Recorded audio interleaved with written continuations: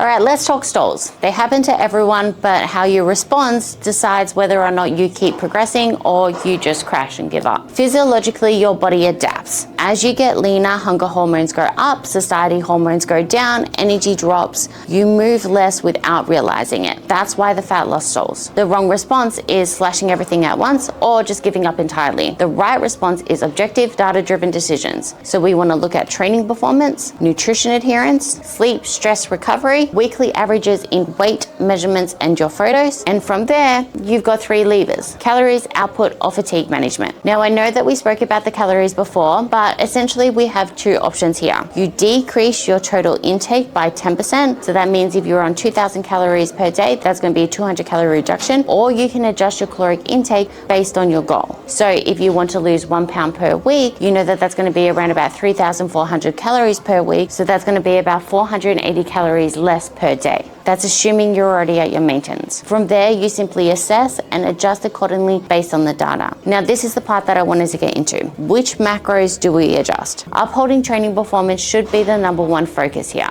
My advice would be to maintain pre, intra, and post-workout carbohydrates for as long as possible to fuel performance and recovery, and then look at decreasing carbs at the remainder of your meals if your carbohydrate intake is more than 1 gram per pound of body weight and your fat intake is less than 0.3 grams per pound of body weight. Now, the trade-off of dropping fat is that it may increase hunger signaling, making the deficit less manageable for you. If your carbohydrate is less than 1 gram per pound of body weight and your fats are above 0.7 grams per pound of body weight, I would then favor dropping your fats to reduce caloric intake opposed to dropping carbs. Track your performance and biofeedback and then make the best decision from there. If you're super hungry and training performance is going really well, then maybe you can drop carbohydrates. If you're not so hungry, you're feeling kind of satisfied, but training performance is starting to become a little bit of a struggle, then drop your fats. Now, I don't think we'll get to this point, but the last macro that we look at adjusting is going to be protein. We want to stay within that 0.7 to 1.5 grams per pound of body weight, remembering that in a deficit and as you get leaner, your protein requirements are going to increase. If your protein is above 1.3 grams per pound of body weight, carbs are less than 1 gram and fats are less than 0.3 grams per pound of body weight, you can drop the protein for the sake of decreasing energy availability.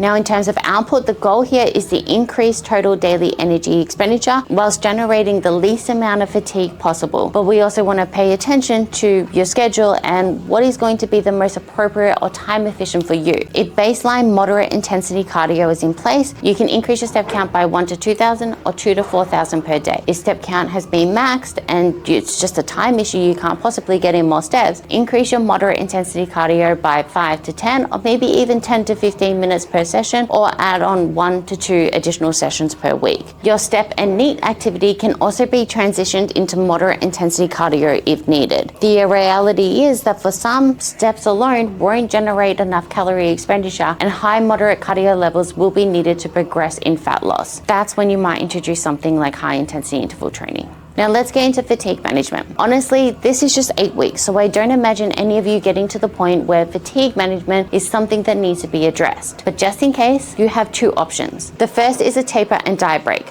A diet break is a period of 7 to 14 days. You simply raise your caloric intake by 20 to 30% through carbohydrates and keep your fats and protein the same. It is going to be best practice to stick to the same food sources that you've been using so that you don't run into any digestive issues. Now, for a training deload or taper, you want to reduce the number of working sets by half, sticking to the same exercises you're already doing and at the same load. If fatigue is manageable, keep cardio and output the same. The second option is going to be a refeed. A refeed lasts for 24 to 72 hours of back-to-back days at higher calories. Repeat the steps I explained in the diet break option, increasing energy availability by 20 to 30% through carbohydrates, keeping protein and fats the same, and no adjustments should be made to your training or cardio at that time. If fatigue is high, you can look at reducing your steps very slightly. But the bottom line of this is don't rely on feelings. The leaner you get, the slower and trickier it's going to become. But you've got the roadmap. Now, last piece of the puzzle is going to be training splits.